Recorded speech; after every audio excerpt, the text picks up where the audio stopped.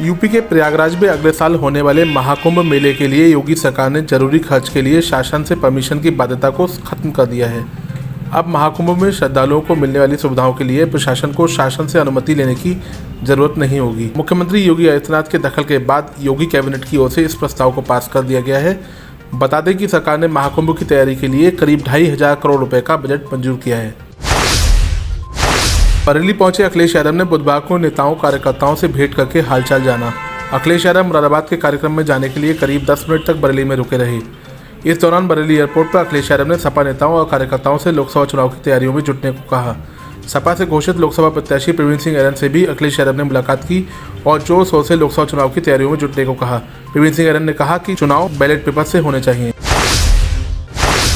बरेली के नाथ कॉरिडोर में मीट और मांस के कबाब नहीं बेचे जाएंगे।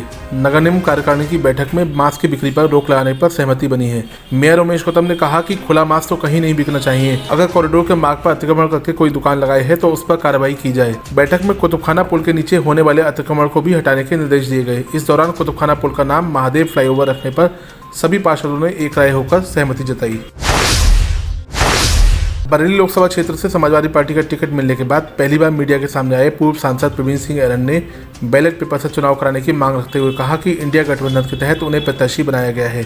ईवीएम के सवाल पर उन्होंने कहा कि हमें ईवीएम पर पूरा भरोसा है, लेकिन जनता बैलेट से चुनाव चाहती है। इस दौरान मौजूदा सरकार पर निशाना साधते हुए ऐरन ने सांसद के कामकाज और बरेली के विकास को लेकर भी सवाल उठाए। ऐरन ने कहा कि 8 बार के सांसद ने बरेली को कुछ खास नहीं दिया है। कांग्रेस सरकार में ही बरेली के लिए एयरपोर्ट और बड़ा बाईपास की उपलब्धि स्वीकृत कराई गई।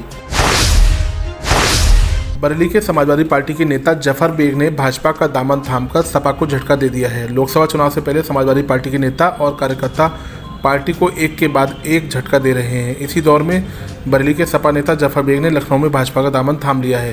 दोनों डिप्टी सीएम और प्रदेश अध्यक्ष की मौजूदगी में आयोजित कार्यक्रम में जफर को भाजपा के वरिष्ठ नेताओं ने पार्टी की सदस्यता दिलाई। इस दौरान जफर बेग ने कहा कि मुझे प्राइवेट लिमिटेड पार्टी में नहीं बल्कि दुनिया की सबसे बड़ी और लोकतांत्रिक पार्टी में रहना है।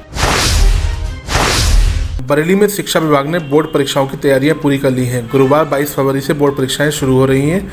मंडल के चारों जिलों में परीक्षा केंद्रों पर करीब 3.25 लाख से ज्यादा छात्र छात्राएं परीक्षा देंगे। शिक्षा विभाग ने नकल विहीन परीक्षाएं संपन्न कराने के लिए अधिकारियों को दिशा निर्देश जारी किए हैं। परीक्षा केंद्रों पर सुरक्षा के कड़े इंतजाम किए जाएंगे। सभी केंद्रों पर कंट्रोल रूम से सीधी नजर रखी जाएगी। अधिकारियों के मुताबिक बरेली मंडल में 45 केंद्र संवेदनशील और 8 केंद्र अति संवेदनशील घोषित किए गए हैं। भाजपा के पूर्व विधायक पप्पू बहतौल की बेटी साक्षी मिश्रा ने ससुरालियों से जान का खतरा जताते हुए एसएसपी से सुरक्षा की गुहार लगाई है। करीब 4 साल पहले अंतर्जातीय विवाह करके साक्षी मिश्रा और रितेश चर्चाओं में आए थे। तब साक्षी के परिजनों की लाख कोशिशों के बाद भी वो घर वापस नहीं लौटी थी, जिसके बाद साक्षी के रसूखदार पिता और परिजनों ने भी उसका साथ छोड़ दिया था। अब साक्षी मिश्रा ने ननद और सास समेत ससुराल के दूसरे लोगों पर दहेज के लिए प्रताड़ित करने का आरोप लगाया है। में धार्मिक स्थल की बाउंड्री वॉल को लेकर 2 समुदाय के लोग आमने सामने आ गए। इज्जतनगर थाना क्षेत्र में पहुंची पुलिस ने किसी तरह समझा बुझाकर मामला शांत कराया। मठ कमल नयनपुर में पीपल के देव स्थल की बाउंड्री बनाने के दौरान विवाद हो गया। विवाद की सूचना पर दोनों समुदाय के लोग आमने सामने आ गए। मौके पर पहुंची पुलिस ने दोनों पक्षों की तहरीर पर मामला दर्ज करके कार्रवाई शुरू कर दी है। धामपुर बायो शुगर मिल में खड़े टैंकर में आग लगने से हड़कंप मच गया। आनंद फानन में पहुंची फायर ब्रिगेड की टीम ने आग पर किसी तरह काबू पाया। आग की विकराल लपटें देखकर शुगर मिल में भगदड़ मच गई। मीरगंज थाना क्षेत्र के धामपुर बायो शुगर मिल के परिसर में देर रात खड़े ट्रक में अचानक आग लग गई थी। आग बुझाने के दौरान हुए हादसे में दमकल कर्मी समरपाल गंभीर रूप से घायल हो गए हैं। उसे इलाज के लिए अस्पताल में भर्ती कराया गया है। सीवीगंज थाना क्षेत्र के खड़ावा गांव निवासी सोनी के पति ने फोन से बात करने पर मना किया तो सोनी ने नाराज होकर जहरीला पदार्थ खा लिया। हालत बिगड़ने पर परिजन महिला को लेकर अस्पताल दौड़े, जहां उपचार के दौरान सोनी ने दम तोड़ दिया। मौके पर पहुंची पुलिस मामले की जाँच में जुटी है।